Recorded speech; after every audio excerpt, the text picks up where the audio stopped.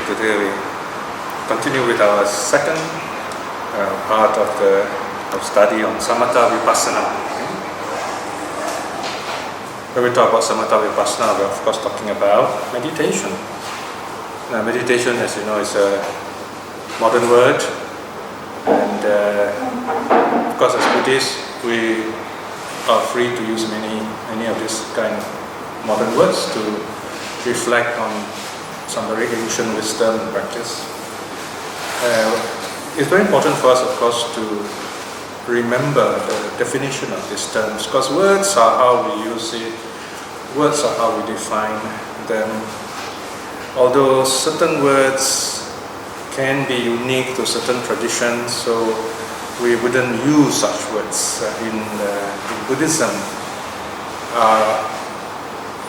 The Western scholars, modern scholars, are especially sensitive to some of these words because they deal with different aspects of modern learning. There is so much things we can learn today, and there is a lot of what is called cross-disciplinary, cross-cultural studies. So it's very important that we are accurate in the words we use and how we speak. Even then, how hard we try, words being what they are, is subject to all kinds of contextualizations, all kinds of usages, even misinterpretations. So we have to define our terms.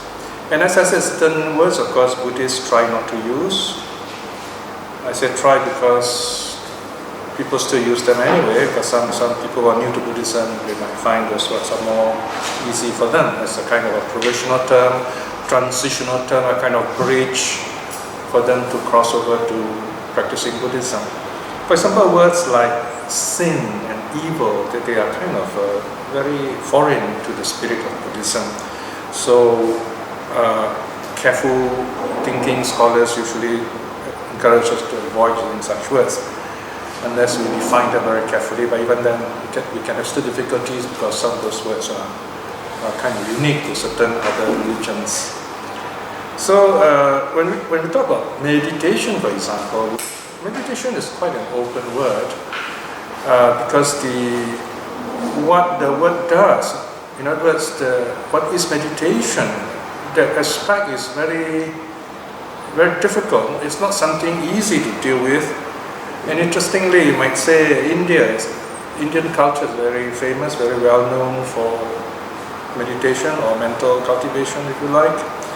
So, in recent times, well, I mean, if you go back, say 100 years ago, up to 50 years ago, the popular word, the key word was meditation.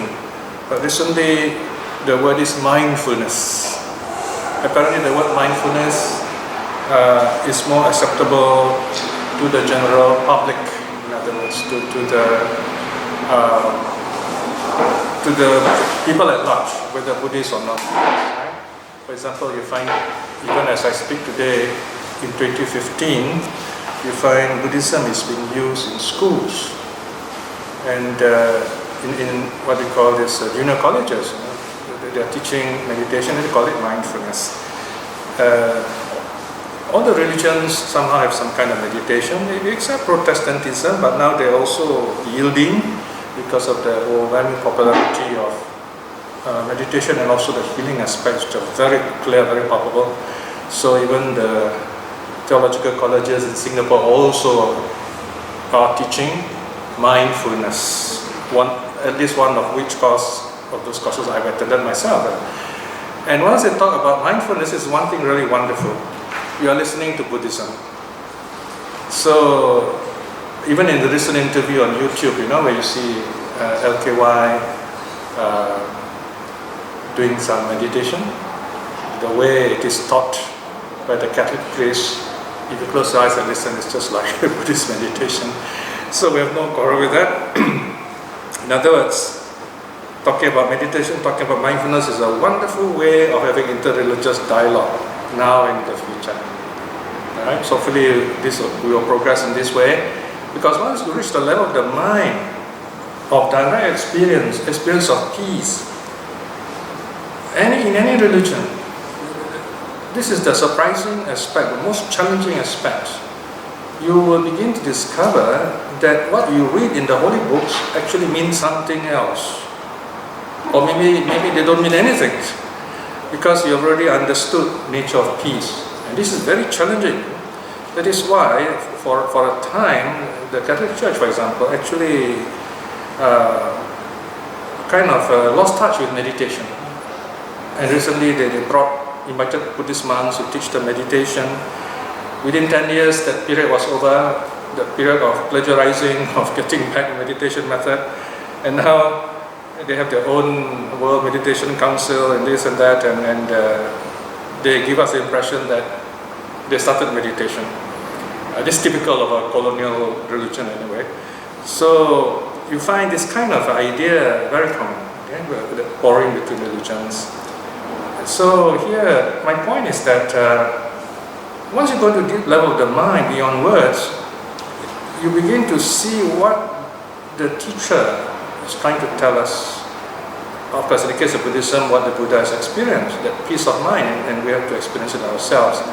So once you can reach that level, if you really sincerely reach that level, you find anyone in any religion who has a mental peace, when they meet together, they can really talk some really wonderful things. And that is what is called spirituality. On the other hand, we know certain aspects of religion, the power aspect, they will discourage their followers from doing meditation. Now, I heard somewhere, one person even tell me that one of the teachers, happened to be a monk, mind you, actually told the crowd, laymen should not meditate. I mean, once, if a monk makes such a remark, you get shocked, you can say, oh, my goodness, he has not even read the suttas, right? So you can be trembling, So this is a time, the time has come where it doesn't matter whether you are a monastic or a lay person, the suttas are available, you have to go direct to the suttas. Okay? And if the monks respect the suttas, respect the Dharma, practice meditation, then it's truly wonderful. We have something to learn from them. Why is it that some of these religious leaders do not want their followers to meditate? Because that's the direct route to truth and realization. So if others are ritualistic, they kind of make you stay in the world, raise funds for the temple, make money, and so on. But here there's a group of people who say, no, we just want to meditate, be at peace ourselves. So you can see the struggle between the world and realization. But I think you can harmonize both. Yeah, it's very important to harmonize both, to remember what is the purpose of being a Buddhist. So when does meditation fit in? Okay, first of all, the word meditation, the proper word is bhavana. They are written on the board for you, very simple flow chart. Bhavana come from the same root as being, bhuta. So bhavana means cultivation, to bring into being, to cultivate. And this is the closest we have in English with the word meditation. The interesting thing you must remember, in early Buddhism, many of the words are non-technical. So there are many other words for meditation. For example, even samadhi can mean meditation. And this is where we come to the three trainings, the sikataya or tisika trainings. To be a Buddhist is to go through the three trainings. The first training is training in moral virtue. Moral virtue here means our speech and body to be in order, to be disciplined, so that we don't mess ourselves up. Why? Because if we mess our body and speech up, breaking the five precepts, then our minds will be affected. It's very difficult to calm the mind, which is the second training, right? So first training is training in moral virtue. Second training is samadhi sikha. First training is sila sikha. Second training samadhi sikha. So samadhi here means meditation. Samadhi here, sometimes they use the word samadhi bhavana. So here it means training the mind. Training the mind means what? Understanding nature of feelings, understanding the thoughts, feeling peace, right? So that is the second training. And when we put these two together, moral virtue is moral virtue is, you can see predominating at the bottom of the pyramid, a triangle, imagine a triangle. So the bottom layer is sila, moral virtue. Actually, sila pervades the whole pyramid, okay, or cone or whatever you like. It's all there all the time. But second layer is samadhi, but behind samadhi also there is sila. It is supported by sila, it is pervaded by sila, pervaded by moral virtue. Because you can't meditate without moral virtue, right? So that's the second one. And then the third level is wisdom. Right? Wisdom, you have both of the previous training, right? Sila, moral virtue, samadhi, mental cultivation. They are the basis of wisdom. Okay? Sometimes wisdom is called vipassana. But compared to the word wisdom, panya, vipassana is an aspect of panya, if you like. Panya is a broad term for all kinds of wisdom related to Buddhist teachings. Notice the word nya at the end. Nya, meaning knowledge. So you have panya, sanya, vijnana, and so on. Okay? Whereas vipassana, you got we in front, we meaning to analyze, and then pasana is to see. So it's a way of seeing things. Right? So what you see is you get wisdom. Right? So it's the interconnection between the words. So sometimes they overlap, of course. So this, when we talk about wisdom, which is the last level of training, we talk about seeing through reality. So that's the context of meditation. It's part of our training as a Buddhist. Even though we don't sit for long hours meditating, the idea of mindfulness is very important. We should be mindful in our daily lives. Like, so we cannot say, oh, I'm a layman, I don't need to meditate. That's not true. Even lay people meditate. There is one sutta taught by the Buddha to Anathapindika, who came to see the Buddha with 500 of his followers, his friends. That day the Buddha decided to tell them, says, you know, you all are great donors, you support the Sangha. But even as laymen, you know, you don't just go on giving. You got to practice. Even lay people have to go for retreats. And that's this sutta telling Anathapindika to do just that, to meditate. And as we know, Anathapindika became a streamliner, right? And even King Bimbisara was a streamliner. And there were also layman arahats. In those days, not many, but there are. So, when we talk about meditation, then it also includes mindfulness. So you have mindfulness, and you also have, which is sati, by the way. Sati is mindfulness, as in satipatthana, which I'll talk about a little later. Sati is mindfulness, and then you have samadhi, which you already mentioned as the second training, right? Samadhi is kind of commonly translated as concentration. I have a feeling this word is still useful, although some purists, some Buddhist thinkers say, oh, you know, it's not an exact translation. But the point that I know is exact translations. Okay, so anyone can suggest anything. I've given up following the trail of translations, you know, because people will say, oh, this is not accurate, I think it's a better word. And then you follow the new translation, and then later this person changes minds. Oh, this is not a good translation after all, you know, so you're stranded if you follow him. So ultimately we have to follow our own understanding, and then use that translation, explain it clearly, and always remind your class or audience what was the original Pali word, and that helps a lot. So when you say concentration, we think samadhi. Yes? Alright, so, but what's the difference between samadhi and sati? What's the difference between concentration and mindfulness? It's very, very important to know this. In fact, if you look at the Eightfold Path, where do you find these two? Yeah, right at the end. Number 7 and 8, right? Number 7 is Sama Sati, right mindfulness. Number 8 is Sama Samadhi, right concentration. So Sati means mindfulness, and mindfulness here technically refers to the 4 Satipatthana. The word Sati is there, see? Sati plus Upatthana. Here again, some people, they resolve this wrongly, they break the word up wrongly. It's Sati plus Upatthana. Okay? Upatthana means like support, establish. The establishment of mindfulness. Okay? The 4 focuses of mindfulness, you can see again on the board, 4 of them, I'll come to that again in a moment. So mindfulness is a kind of broad spectrum awareness. Broad spectrum awareness. For example, mindfulness with the body, you just watch your breath, you watch parts of the body, walking, anything to do with the body. So it's a broad spectrum practice, mindfulness. Your mind is full of whatever is before you. Then what about samadhi? Samadhi is when your mind is focused, so focused that you are at peace with yourself. If you are at peace with yourself, it also means you are joyful. So that is concentration. Okay? Samadhi. Okay? Samadhi, the Sang plus R plus D. To stabilize, to stay. So the mind is stable, right? So samadhi is, the word focus is quite helpful here. Okay, so remember this very simple difference. Mindfulness is a broad spectrum awareness, whereas concentration is specific focus. Okay? Take for example when you're watching the breath. Now remember, both of these are involved in meditation.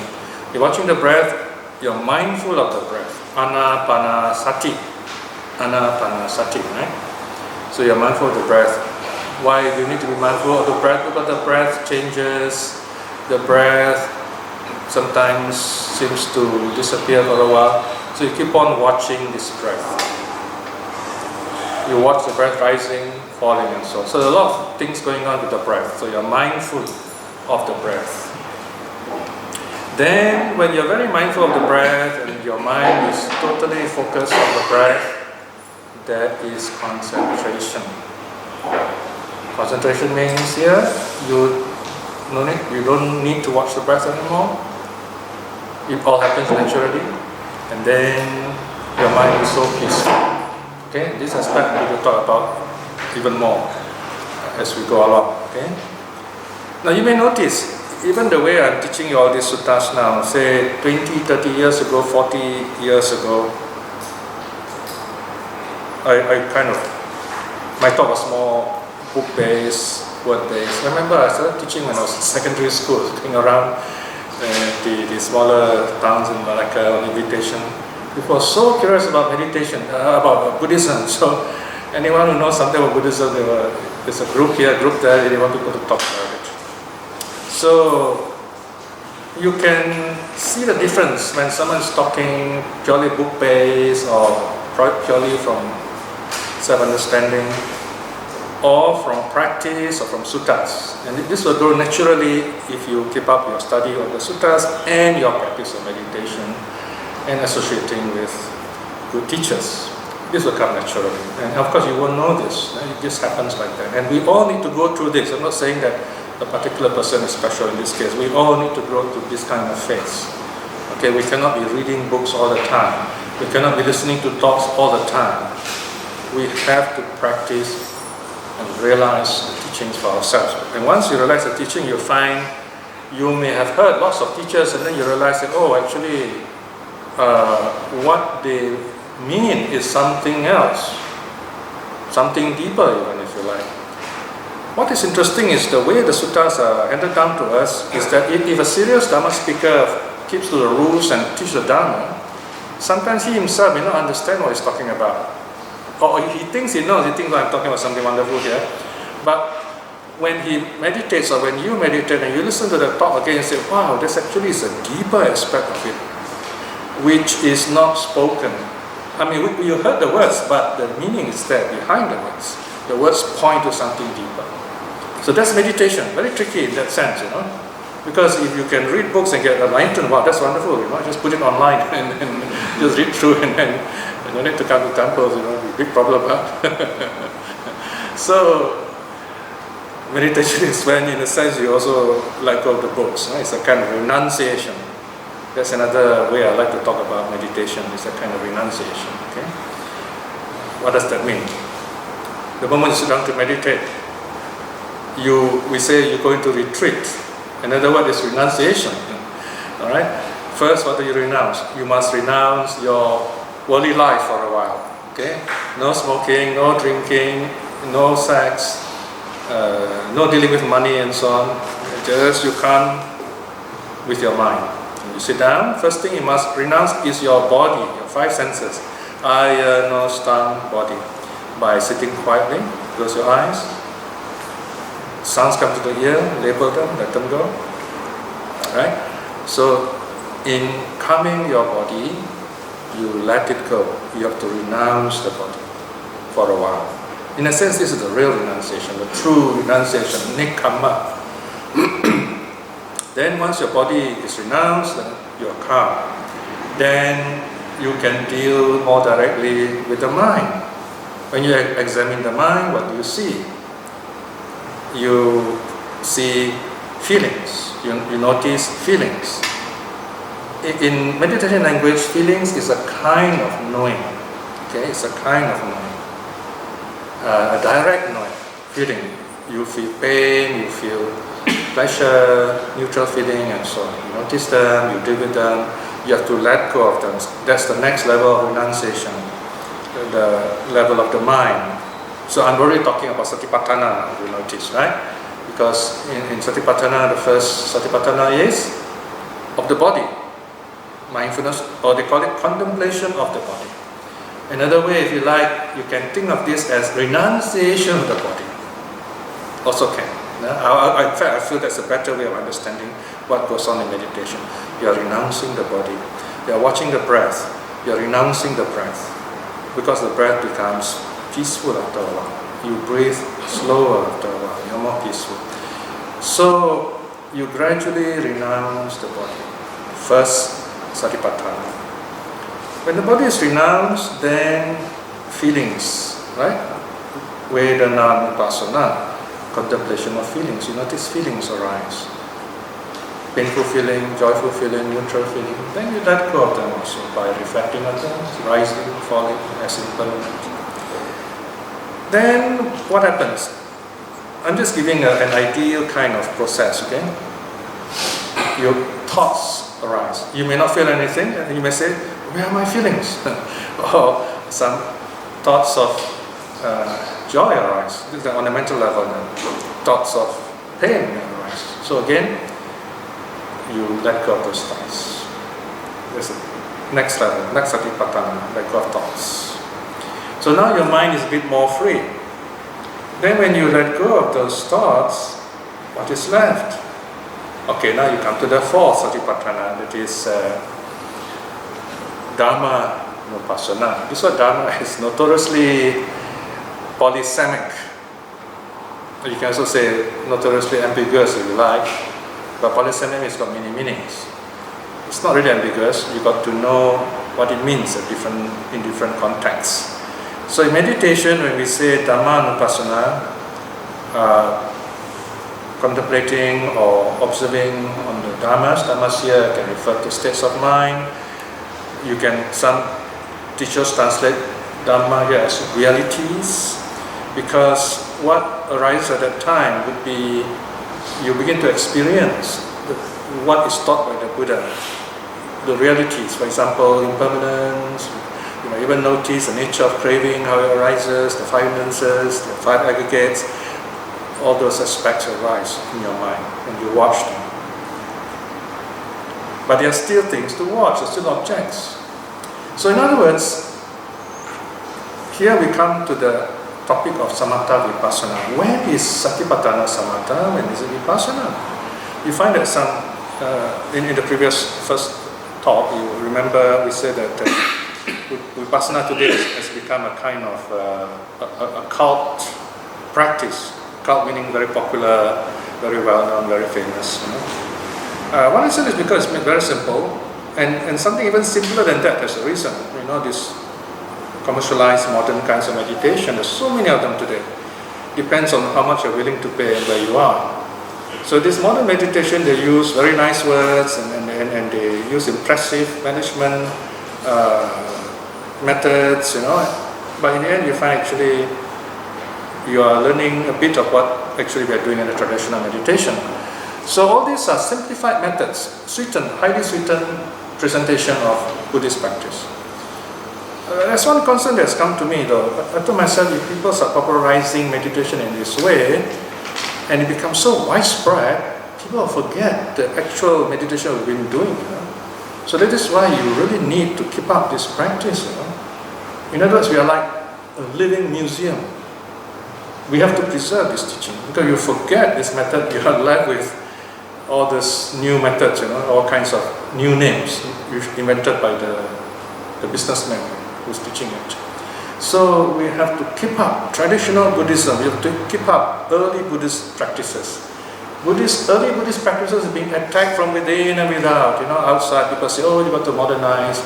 And then within Buddhism, people start talking about other forms of Buddhism and so on. So if we don't preserve early Buddhism, the core falls through. Once the center falls through, everything will collapse. They become meaningless, right? Because without early Buddhism, there's no other Buddhism. Other Buddhism become meaningless. Especially meditation. If you lose meditation, you lose everything that is really Dharma. Because without Buddhism, without the meditation, without mindfulness, without understanding the mind, there is no way out of suffering. You're caught up with your rituals, you're caught up with your chanting, you're caught up with your image worshippers, you're caught up with transferring and dedicating merits, and fundraising and so on. So that is suffering. So you've got to get back to your own mind. That's what meditation is about. Remind us where our real home is in terms of Dharma. So when we talk about Satipatthana, is it Samatha? Is it Vipassana? Right? So this Vipassana, people like to say, oh, Satipatthana is Vipassana. The question now is, where in the suttas is this mentioned? There's nowhere in the sutta is it ever mentioned or even hinted that Satipatthana is Vipassana? And nowhere. These are some new ideas. I don't know how it came to being, but maybe it's a wrong view, However, if you look at the suttas say that Satipatthana is the nimitta of samadhi. It's the sign for samadhi. In other words, when you watch all those are called the anupassanas, the focuses, they are of mind objects, mental objects for concentrating the mind. What does it mean? Concentrating the mind here, it means letting go of the 5 mental hindrances, letting go of sense desire, ill will, and so on, right? So that you can focus. Any of the 4 stages, all right? You can see the Satipatthana as progressive, 1, 2, 3, 4, or at any level, any one of them, you can also attain the results. Alright, so they're like 4 doors. Okay? So, in simple terms, the purpose of Satipatthana practice is to gain samadhi, concentration. It sounds so simple, so meaningful, right? You sit there watching your breath, that is body-based meditation, kaya anupassana, so that you can focus. So simple as that, right? And then you watch your feelings. Again, you let go of the feelings so that you stay focused. And so on. Samadhi. And when you talk about samadhi, it's very close to samatha. So in fact, if you want to talk about comparing Satipatthana with samatha or vipassana, it's closer to samatha than to vipassana. So you have this kind of very important understanding you must have, right? And this is not my personal opinion. If you talk to many of these teacher monks who do meditate, like Ajahn Brahmali and so on, he wrote a very long and important paper on just this subject. And if you practice, you also notice, your mind becomes focused, right? Now the good thing is, people today associated about meditation, they begin to discover some very interesting aspects of it. For example, one teacher may say, when you're in deep meditation, no thoughts arise. And the teacher say, when you're meditating, you can still think. That is very interesting, contradicting opinions, So I've written my thoughts on this in the paper in the Sutta Discovery called The Buddha Discovered Dhyana, to show that actually meditation, in deep meditation, thoughts do not occur. But when you come out of meditation, then thinking comes back, okay? So and what is meant by deep meditation here? It's jhana. Alright, so that's the next step. Alright, I didn't write the word jhana there, but after samadhi, you can write an arrow pointing to jhana. Okay? So that's something you can cultivate if you want to, alright, or if you are capable of doing. So Satipatthana leads to samadhi, leads to dhyana. There you are. Another thing very interesting is, I think the Vipassana people don't like to talk about dhyana. This is understandable. Maybe, there was a time in the history of Buddhism when you find people lost touch with meditation, or for some reason they were unable to meditate, or they were book-based, like during the time of Nalanda University. A lot of people are excited about Nalanda University. It's a university, the world's oldest university.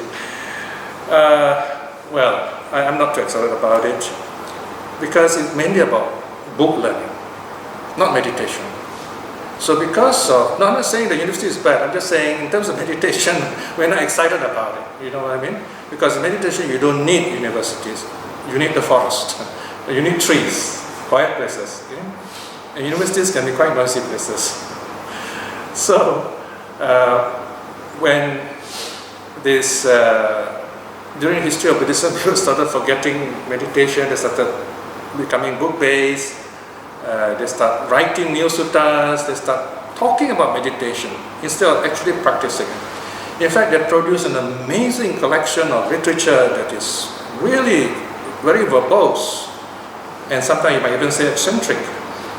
That's called the Perfection of Wisdom Sutras, where they talk great things about meditation. But none of these things are actually meditation, if you know what I mean. There is a philosophy of meditation, which is amazing in terms of literature. But you want meditation, you've got to go back to the stillness of your mind. Okay?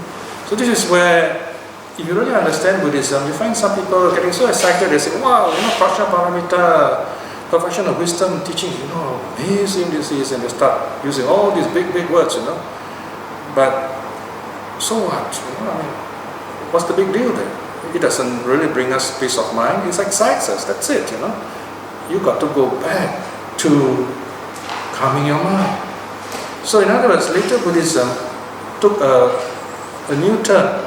It became very bookish, very book-centered, very literature-centered, very imaginative, like a Star Wars kind of religion, Lots of new beings and new Buddhas and new paradises, not found in the early texts. Useful to the different cultures, yes, but you want meditation, you've got to go back to the source, so to speak. Okay? So you've got to come back to meditation. But in a sense, in Buddhism, we allow all this latitude, all this openness, all these choices. So we must remind people, please choose wisely, please choose wisely. Don't get lost in the crowd, don't get lost in the noise. What is Buddhism about? Please remember, what is Buddhism really about? Okay? So it is coming back to the stillness of the mind. That's where all the answers are. So, Satipatthana leads to Samadhi, Samadhi leads to Jhana. Right? So this is one theme you need to remember. So, let me go on to the next level now. Oh, there's one more point here. You find, talking about Satipatthana Sutta, in the beginning of the Satipatthana Sutta, the Buddha says, this is the only way. Well, actually, not the only way. So this is okay, here's the problem. How to translate this phrase, Ekayana. Okay? Ekayana Maggo. In the Satipatthana Sutta, the Buddha declares that Satipatthana is the Ekayana Maggo. I think I better write this word, it's important.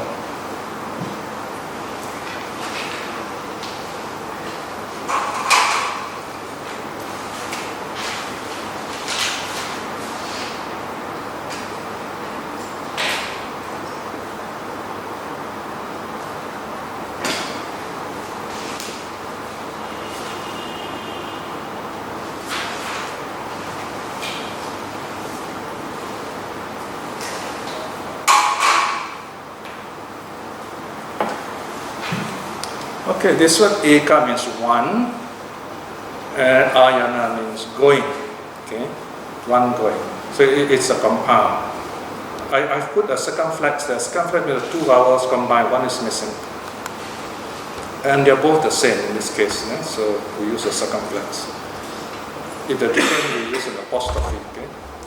So, first problem is sometimes the scholars, the translators, especially those in China, Chinese translation face a lot of problems. You should really admire and respect those people who make a lot of effort to translate from Indian language into Chinese. It's very difficult, lots of problems.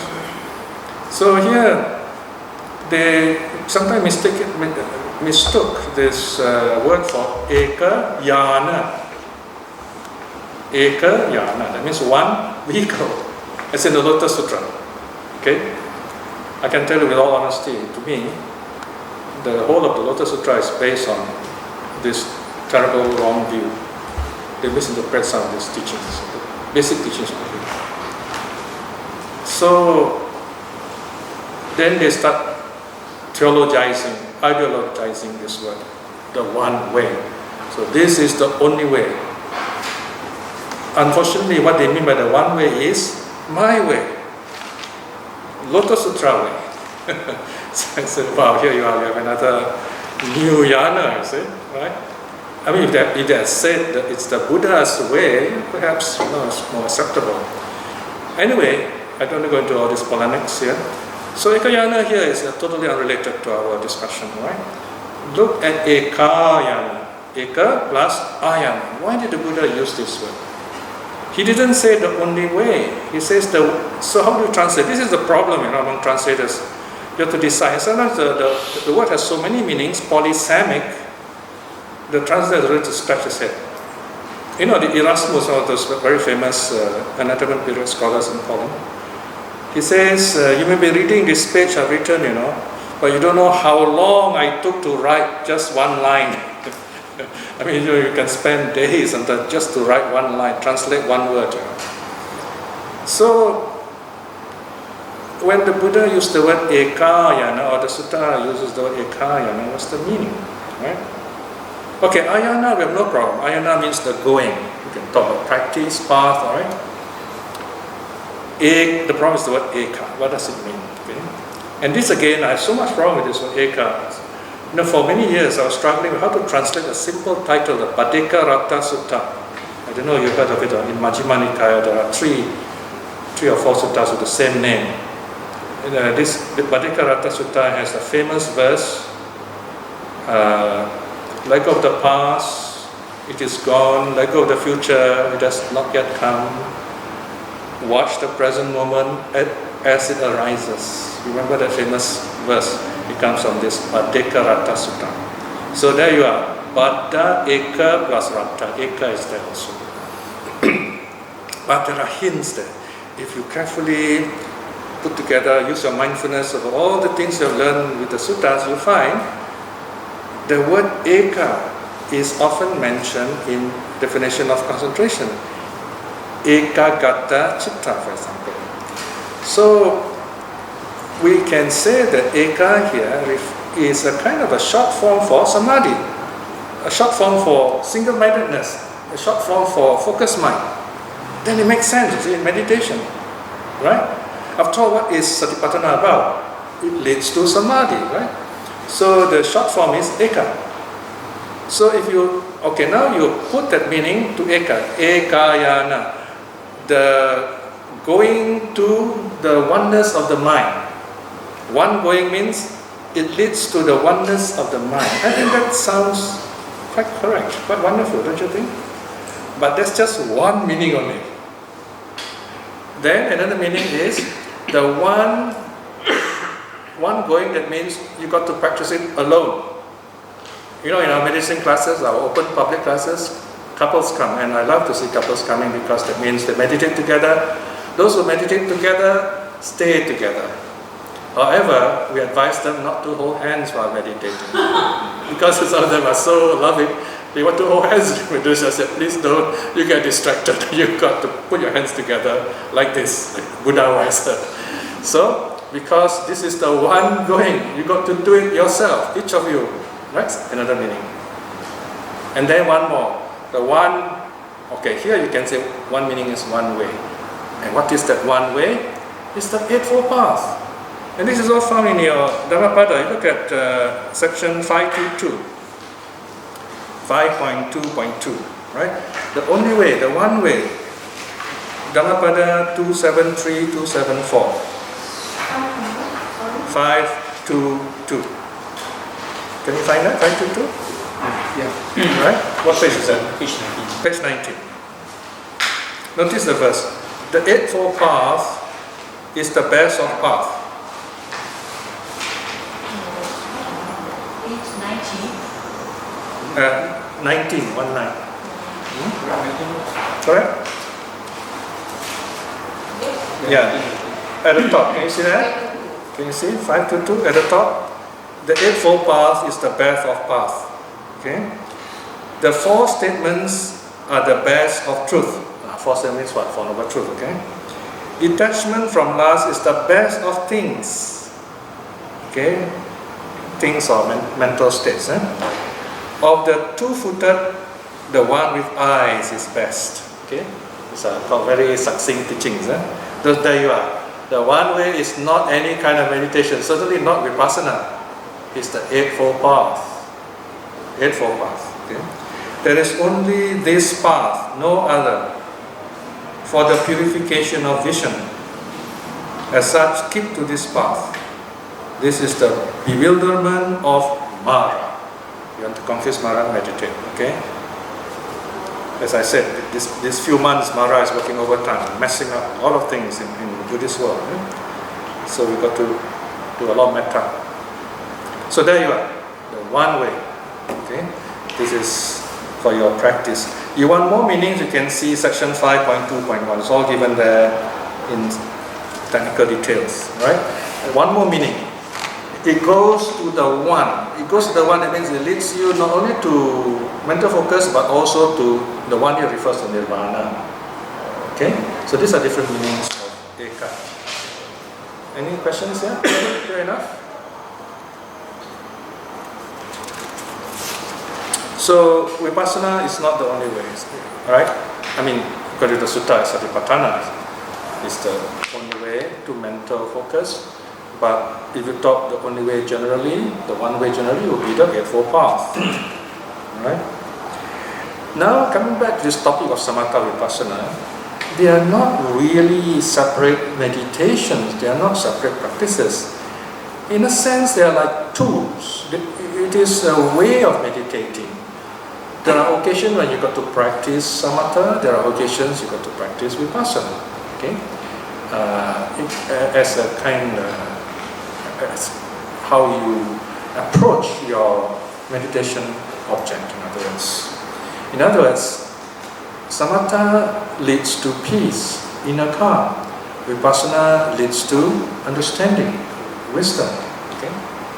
So you find the list of suttas here which mention both. Look at section 6. You find Samatha and Vipassana going together.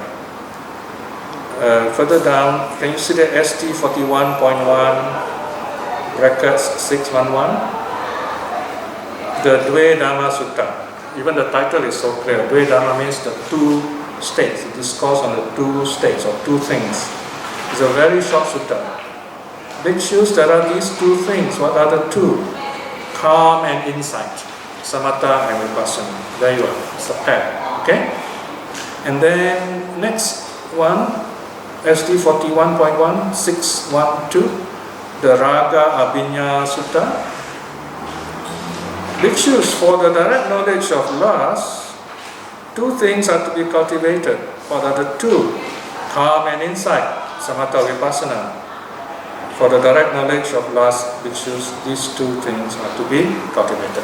In other words, to overcome the very first mental hindrance, you got to understand what Samatha Vipassana are and practice them. Now, how do we do this? How do you get rid of lust? Lust is the very first of the mental hindrances. In fact, if you are able to get rid of the first one, usually the other four will follow. Okay? So, lust means what? It's a broad term here for being caught up with the six senses. Eye, ear, nose, tongue, body, mind. Okay? Or in a simple way, you can say you can get caught up with the body or with the mind. Body constitutes eye, ear, nose, tongue, body, and then the mind. Okay? So how do you overcome lust? Number one, by calming yourself. That's when you sit to meditate. You watch the breath so that you calm yourself. You do loving kindness so that you calm yourself. Or you do some simple chanting if you can't meditate to calm yourself.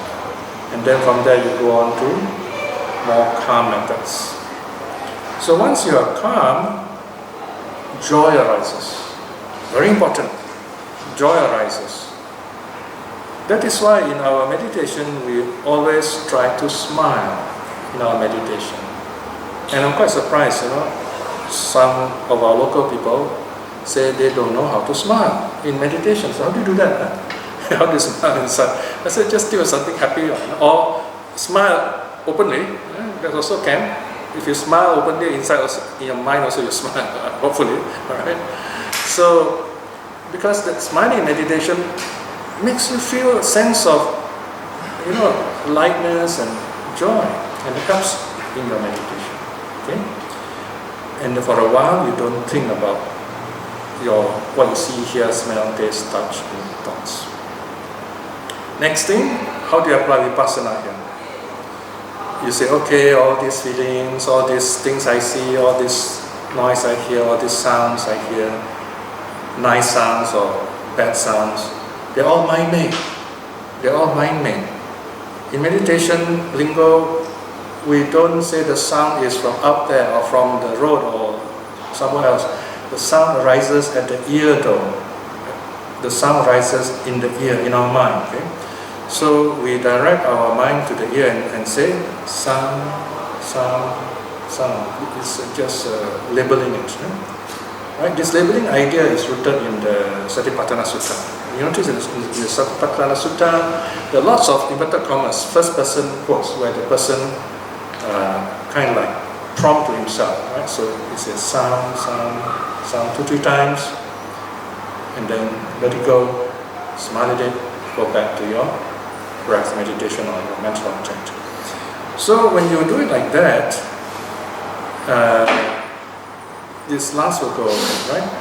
Another way is you regard this as impermanence, and then you watch the rise and fall of all these feelings and so on. They're all impermanent.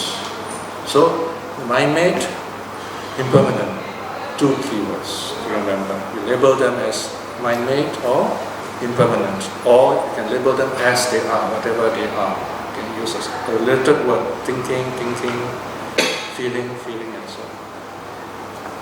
So Samatha and Vipassana are closely related. Then there's a third sutta, SD 41.1, brackets 613, Chatu Kala Sutta 1. This is found in A4.146. Bhikshus, there are these 4 times. What are the 4? So 4 times, that means 4 things you need to do at different times. The time for listening to the Dharma. Okay, right now we're listening to the Dharma. Right? Next, the time for discussing the Dharma. Occasionally we ask questions, right? Now discussing Dharma, that means want to learn, not to challenge who's right, who's wrong, Sometimes I go to different temples, you find some people quietly come to me and say, some people here, wow, they really argue about the Dharma and they want to show how right they are, and it's really troubling to hear such quarrels. Right? So it's not a big debate to see who's right, who's wrong, When we discuss Dharma, we want to find out. Sometimes when you talk to people, even though they may have wrong views, then you think about it, you say, it is possible this person is right, so let me find out more. Then you look up in the suttas and ask other teachers, and then you learn more that way. Okay, so this is where, because your understanding is so clear, you don't have to give long answers, you just say a bit, people understand. Why do people understand and accept what you say? It's not it is not what you say, it is how you say it. Whether you say it with calmness, or you say it with anger and pride, right? It's very different. So this is where, remember the Asaji effect, Asaji effect? Yeah, Asaji is the youngest of the 5 months, I think it's the youngest. It's the one who converted Sariputta, remember? Yeah. And the famous story, don't forget this wonderful story how Sariputta was converted. Asaji didn't want to say anything, he was very humble at that time. He told Sariputta, I'm only newly ordained, I can't tell you much. Because I don't want to get into any argument with Sariputta. So Sariputta insists, please, you must tell me. Alright? And then in the end, Asaji told him the the famous four lines, Ye Dhamma Hitu Bhava and so on. Of all things that have a cause, that arise from a cause, the Buddha has taught the cause, and also its ending. This is the teachings of all the Buddhas. Sariputta listened to the first two lines, he became a stream winner. And then he went to meet his friend Moggallana and told him the four lines. Again, Moggallana was hearing the first two lines, became a stream winner. Alright? They were ready anyway, they spent many lives practicing. Now, why did Sariputta turn to Asaji? Because Asaji was very calm and peaceful. He is the best billboard, the best advertisement for Buddhism. A calm person, very calm person. You know what's the greatest compliment someone can tell you as a Buddhist? Someone comes to you and say, you feel so peaceful. I like being near you. I feel peaceful when I'm near you. That's the best compliment they can give you. Not, wow, how big this Buddha image you got, or wow, this chanting powerful, No, that's not very helpful. This person tells you how peaceful you are and they feel good. That's the greatest compliment they can tell you. So Asaji, that's called the Asaji effect. Okay? Asaji exude that calmness. And I think this is why some of these monks from the forest, when they come over here, you find they seem unapproachable. This is one of the quiet complaints I seem to get. I asked them, what's the difference between you? You see those modernized forest monks of Australia and the traditional forest monks of the north. I mean Thailand. They say, these monks of Australia are very approachable, very nice, very friendly. But these monks from the north, it's a bit difficult to talk to them. They just take their food, they go away. You can't sit there and socialize, chit-chat with them like the other monks, Because they don't have small talk, they don't want to socialize. They want to keep to the rules very strictly. In fact, we're very surprised, very happy that they actually came down all the way to Singapore to talk to us. It's really wonderful, This is where the Asaji story might give you a hint how to connect with them. You've got to insist to talk to them. And come with a Dharma question. Don't ask about good luck and all these other small things. Serious Dharma question. Then they will help you. Because they are practitioners. So they are not people of the world. Alright, so we can't blame them that way. What do you want when you see them? You've got to think very carefully. Okay? So this is the Dharma is still available to us. So it's up to you how you want it. So remember the Asaji story, right? So next one. So this time for listening to the Dharma, time to discuss the Dharma. Next one is the time for calm. Notice, kalena samatha.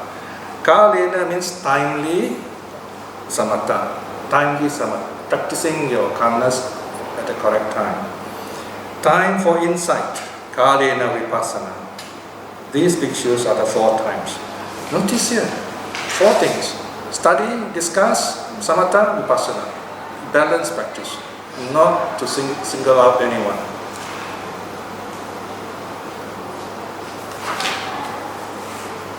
Another way of looking at samatha vipassana is this: when you practice lots of samatha, you say, for example, you watch the satipatthana, you watch the breath, okay? Then you attain samadhi, then you gain jhana, great joy, right? So that's one aspect. Then you go on cultivating this, you go on building up your joy. Don't assume when you get joy, that's it, you stop there. You got to consolidate it, you got to make it natural, your habit, natural habit. And then when you're ready, timely, kalena, you direct that calm and clear mind to watching the 3 characteristics. That's vipassana. Okay? You see things as impermanent. What is impermanent is unsatisfactory or suffering, if you like. What is impermanent and unsatisfactory have no self. You go on reflecting in that way, and slowly the truth will arise for you. If you don't know what I'm talking about, read the 2nd sutta, 2nd discourse of the Buddha, the Anatta Alakkhana Sutta. It's the 2nd chapter in the SD1. Okay, so that's how we use use samatha and vipassana.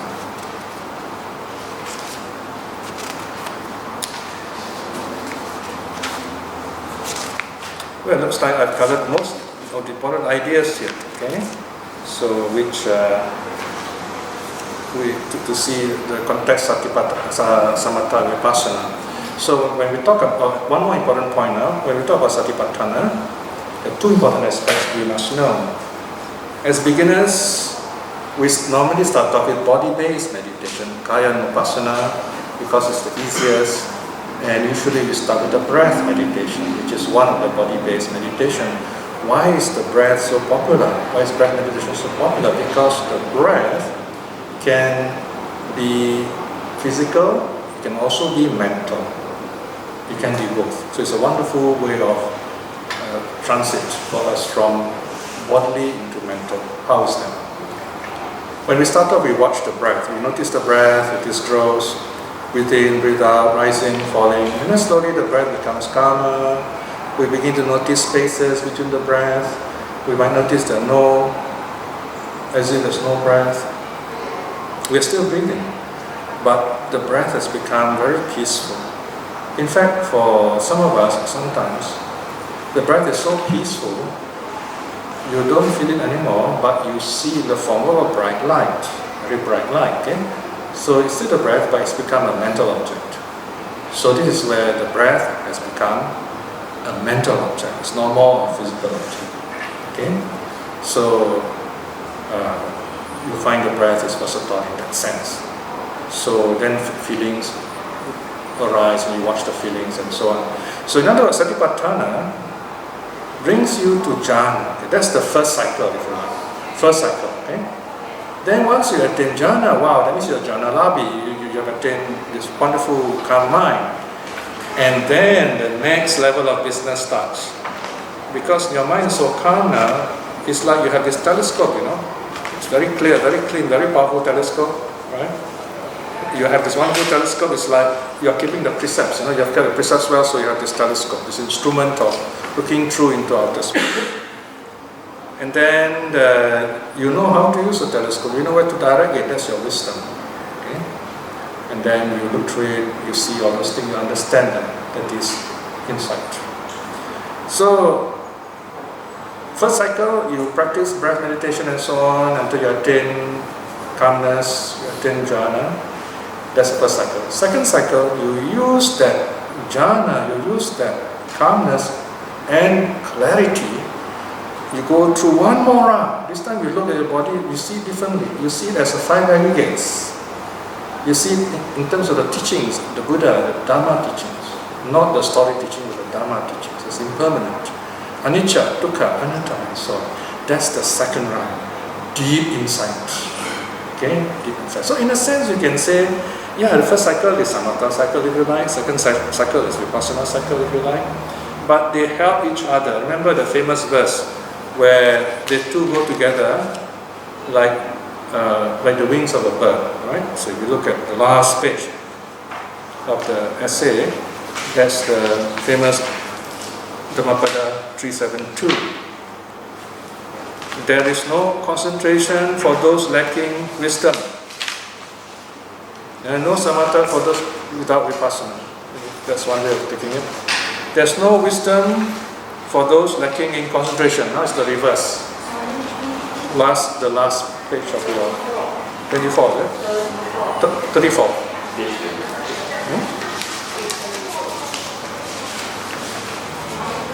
The last page of the essay also, the very concluding verse before the bibliography. The first two lines, they kind of oppose each other. This is called technically the chiasmus. Chiasmus. That means you say frontward and you say backwards. There is no concentration for those lacking wisdom. There's no wisdom for those lacking concentration. In whom there is both concentration and wisdom, he is indeed in the presence of nirvana.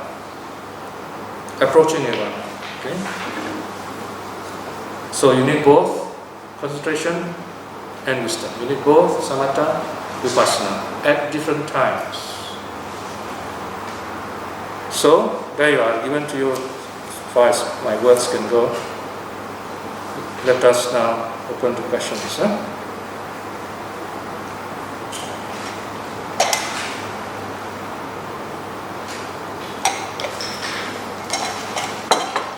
Yes. Any questions? All these restrictions of meditation, are they common to all three traditions, or are they? Yes, I would say, yeah. I would say they're common. They're all there, buried deep down in the teachings. But there's so many other teachings they have, so yeah, if they go down, they will find it there. It's all there. So you get it in Theravada, Mahayana. Yeah, it's there. But like I said, it depends on the teacher whether they want to emphasize it or not. But I can say probably one school may have rejected it all. That's the Lotus Sutra school. You know, the so-called people. They probably. But I don't know. The irony is now they are sponsoring all these people who are doing research in Kandara and bringing back all those ancient manuscripts. So in a sense, they are supporting research into the early Buddhism too. So I think maybe sooner or later the new generation will realize you need to go back to your roots. Yeah, so it's all there in all the schools. Yeah. As I said, it's like you have a big house, you know. So all these things are stored up in the attic, you know, or in the basement, you know. So hopefully they will bring these things out again. Yes? If I may summarize, the first cycle being Samadhi and Vipassana to attain jhana. And then being in jhana, which is now the second cycle, you said that in jhana you experience deep insights, is it? You can use joy. Jhana is joyful. So the joy, why is joy so important here? Joy pushes away the most distracting defilement we have, lust. Right, lust. So when you have joy, especially jhanic joy, then you won't be distracted by bodily joy, bodily pleasure. So jhana is the wonderful quality of joy. So your mind focuses on your work. Okay. So, however, if you can't attain jhana, then you just be mindful. You can still feel peaceful, feel very peaceful, and that is quite enough for you to do your dharma practice. All right. I mean, you can attain stream winning in this life, and then you're on the way. Because once you become a stream winner, it's like you've signed up for the course already.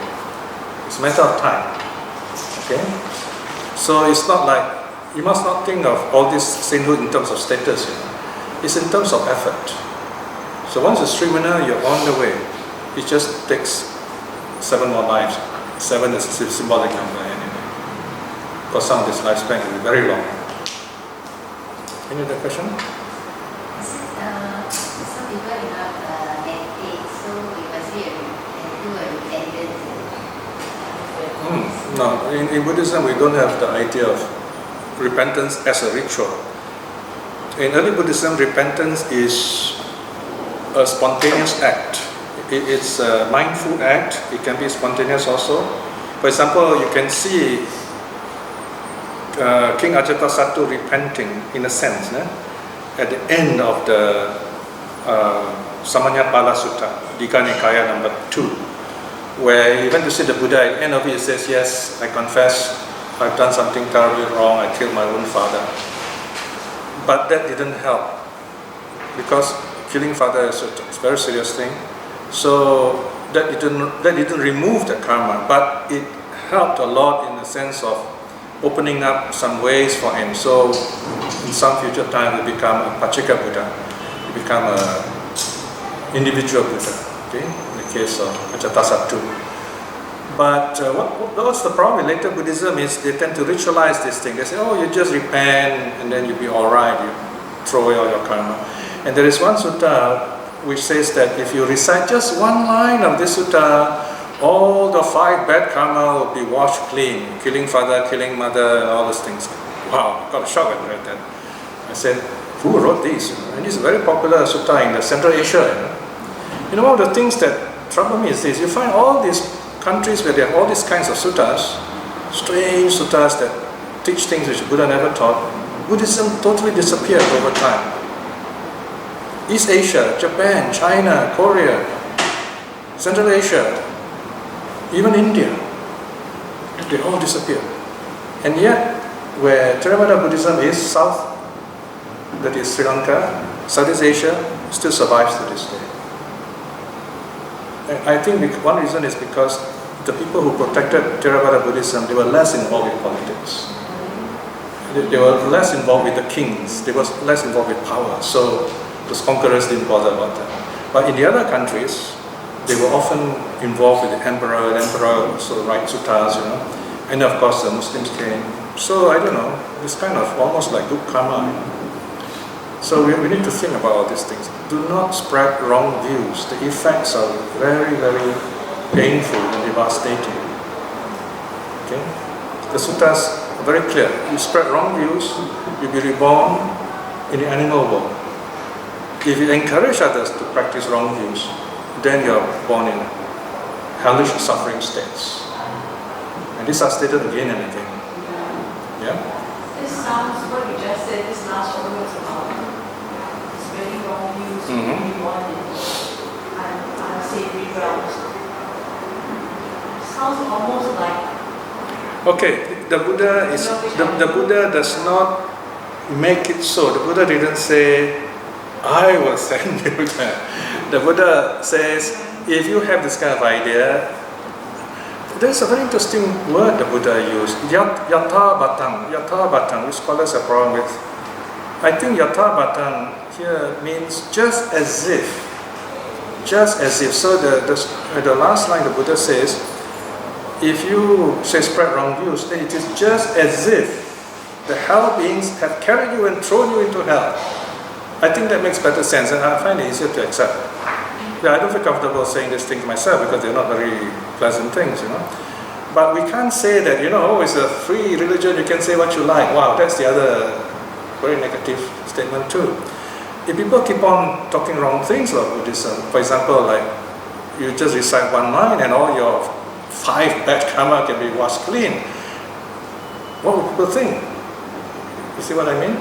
Or people say, you do anything wrong, just go to the temple and bow down 3 times, it's all gone. So what the Buddha is saying is that it is as if, in other words, whether we agree, whether we accept the hells exist or not, doesn't matter. But the pain and the sufferings are real. They're very real. And we look at those people living in those war zones. And look at the people in the earthquakes in Nepal, in Chile, right? Only yesterday. The suffering to them are very real, very painful. So you don't need hell images there. So I think the word yatha batang means this. You can get into that kind of state. So what I'm saying is, we should not habitually spread this kind of wrong thing. It's not good. It's going to create a lot of suffering, a lot of confusion with people. There was a time in the 1990s, there was a lot of pain for women in the United States because of these wrong views among the Zen masters and the Vajrayana masters, because they treated them like high lords, and they could do anything they like. No one could take them to court or anything. So the 2 main problems they had was money and women. So it's 2 big problems. And a lot of these people were suffering because they had wrong views. They thought all these teachers were above the law. They were perfect teachers. That's wrong teachings, wrong views. So in some sense, we've got to be serious about such things. Yeah? What I meant is in Mahayana, they always do chant repentance. Yeah, you can chant what you like, but the more important part is you've got to practice what those words are telling you if they are wholesome. The words tell you repent, meaning what? Okay, know them as in the past, let them go, you've got to practice in the present, show your compassion. Now we forget those other parts, we just recite and we think, you just recite and it works that way. Now that's ritualism. We're talking about cultivation of the mind. Yes. It's not just chanting, I repent, Exactly. When you have not changed your mindset Yeah. from one of negative towards one that is more wholesome. Yes. All this can help us, if you know how to use them. But if you take them purely as rituals, then it won't help you. These are wrong view. Yeah, if you don't practice, beyond that it's wrong view.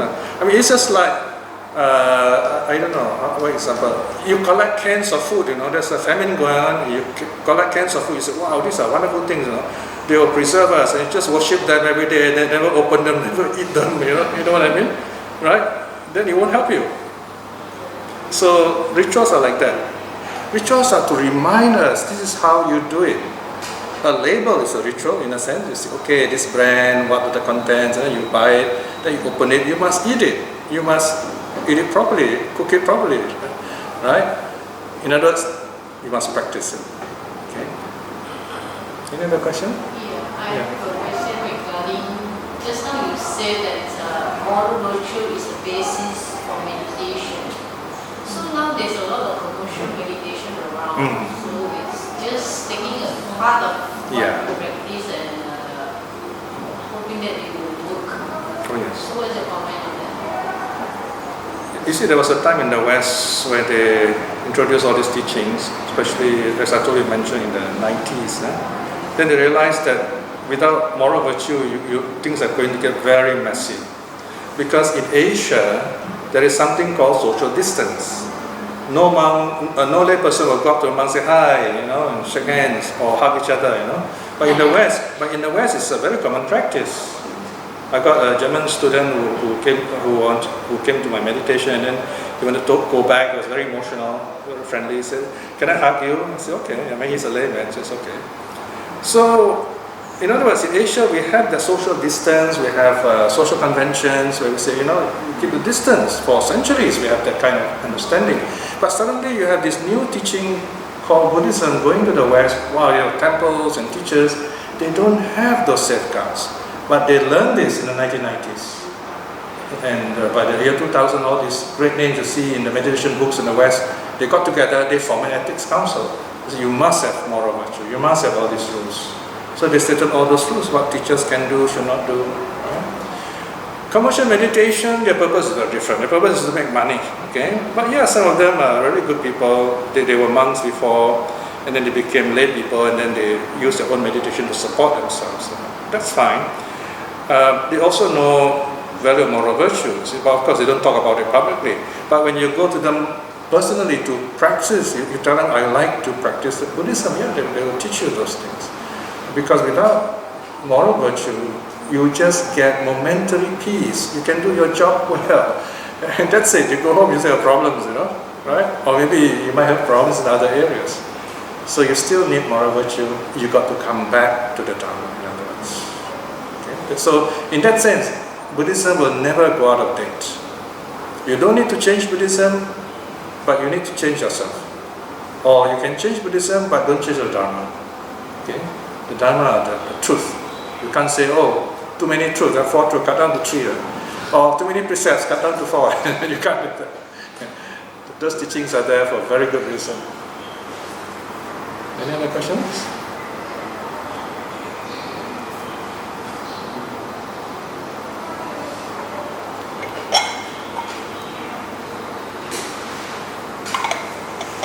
Speaking about the Eightfold Path being the only way, how does that relate to this? Okay. Well, it is like a summary of the whole of Buddhism. If you say what is Buddhism, we can say it's the Eightfold Path. What is Eightfold Path? You can say Eightfold Path as 3 trainings.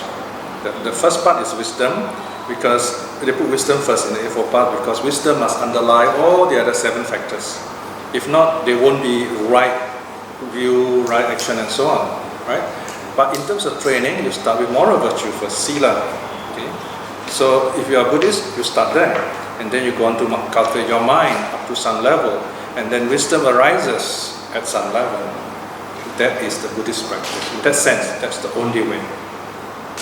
It's not other way. Other way means what? No need precepts. Or no need mental cultivation. Or no need wisdom. That's the wrong way. That's the meaning. Yeah? I mean, if you want awakening, that's the only way. Yes? The various level of jhanas, the last one, neither perception nor... Oh, you're talking about formless jhana. Yeah. Okay. The very last one. Yeah. Where did the all teach us true? Where, sir? The highest jhana, so the eighth. Yeah, the highest, that's the...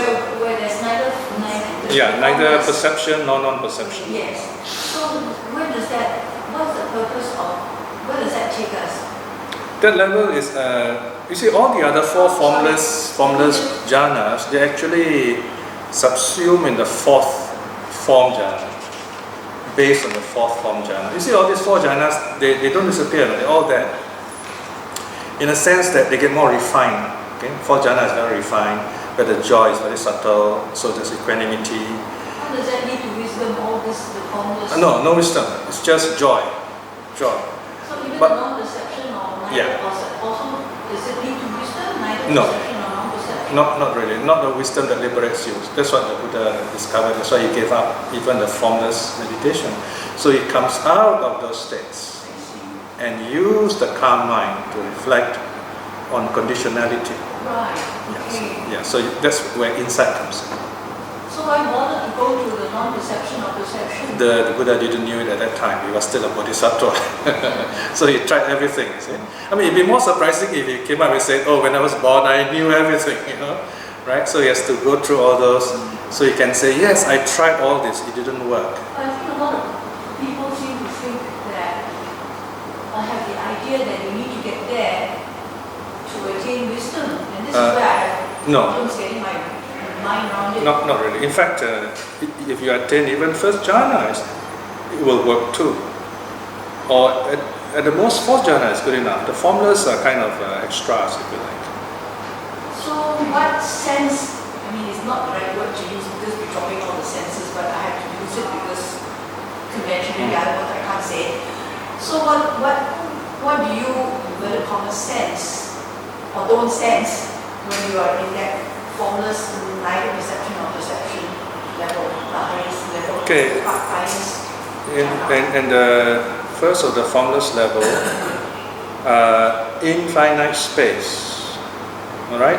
So you already attained fourth jhana. Then when you come out of it, you reflect space like it is boundless. So you see, wow, space is everything is space. physically or mental? Mentally, Spacious- mentally. Spacious mind. Mentally, it's a mental experience. Of course, you're using words, so you got to imagine it, right? And then after that, So you mean a spacious mind then? sort of, yeah. You say boundless, it means a boundless spacious mind. Yeah, So you're using language, so you can say mind. And then consciousness, the consciousness is boundless, okay? And then you let go of consciousness itself, you're left with nothing, the nothingness. So that is your object. That's all I can say. Don't ask me to explain anymore, okay? Nothingness. what is boundless? What is boundless consciousness? That means no limit. I mean, you just see it as it is without any. You limit it when you limit. Okay, you say ear consciousness, nose consciousness, or that. But this one is just consciousness. It's a very subtle state, you see. And then you let go of even this consciousness itself. You're left with neither consciousness nor non-consciousness. So this is the explain in language now, okay? Yeah. All right. So this is the 4 stages. Yeah, I know the language of it, Okay. but what does it mean? You got to go through it yourself. This one, I think that's the best language can.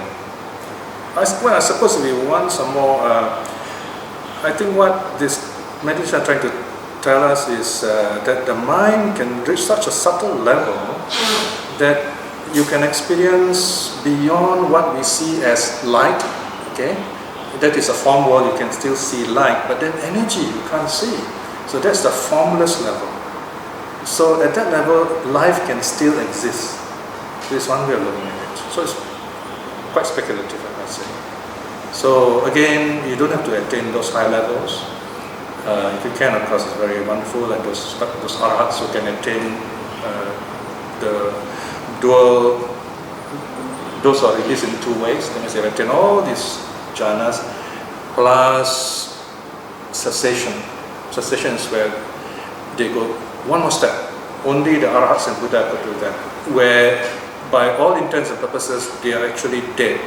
When they sit in meditation, there's no way of measuring any kind of living that they are alive by modern definition. And then 1 week later, they come out of it. So that's cessation. And this is described in the Mahaparinibbana Sutta, how the Buddha passed away. He went through all those different stages. In fact, now all these things are described in more detail because I've managed to discover more teachings and a better understanding. So I've been able to explain.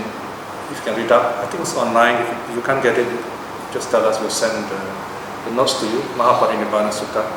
Why did the Buddha, when he was passing away, go through all the 4 jhanas up to the formless world and then come down again, and then go back into jhana and then pass away? Okay, so Just Mahaparinibbana Sutta, yes. The interesting thing is, I asked a lot of monks this question, and these are different questions, even they couldn't answer. Then later, if you look carefully, it is there. That's why we got to bring all this out, write them nicely so people can understand. Otherwise, we begin to forget all these things. If a monk says, I don't know, I get my hair stand on end, I say, if they do not know, who else will know? So you got to find out these answers before we totally forget the suttas themselves. And that's the end, right? That's the Dhamma ending actually. Okay? Any other questions? So you were saying cessation. It means they come out again. Yeah, cessation is the 9th level. It means they arise again. No. This one, that means their mind, everything stopped, so only Buddhas and Arhats can get to that stage. It is like nirvana itself, in a sense. So, in other words, only those who have attained nirvana can experience that state. Arhats and the Buddhas. Okay? Cessation. The full name is a cessation of perception and feeling. Okay? Sanya Vedayata Nirodha. Alright? Recently there was this story about the remains of a Buddhist monk in a statue. Yes. So In Fujian, this is what probably happened. I don't know about Whether the monk meditated Yeah. or died. No, I don't know what happened there. Of course, first thing is it's not Buddha image, it's an image of a monk. Number 2, the monk could have died either sitting in a meditation, or he could have been lying down and then the people kind of, put him into a meditative state and then embalm him. Because this ritual embalming is quite well known in that culture. Because to them, instead of burying a respected teacher, they could worship him, you see. And there was a time when the emperor is very powerful. For example, the first emperor of the Ming dynasty, he was a monk before, then he became emperor, so he knew the way of the monks and he was not very happy with the temple that mistreated him. So he was kind of, but again as emperor he has to be, support everyone. So he cleverly, cunningly banned the Vinaya practice of the monks. They were not allowed to ordain.